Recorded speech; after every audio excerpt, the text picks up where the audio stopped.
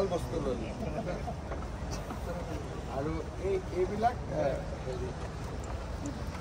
যদি 9 লাখ টকাৰ বস্তু লয় আৰু 1 টকাও দিব নালাগে তথাপিও হ'ব ছাৰ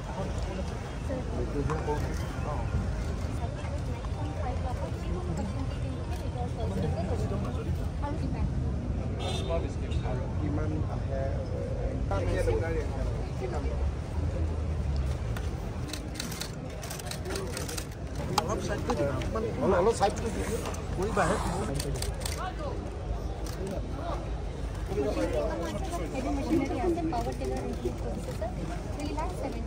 আপোনালোকে মানে গোটেই বস্তুখিনি কিনি তেতিয়া আপোনালোকে নিজৰ পৰা দিবলগীয়া হৈছে 3,70,000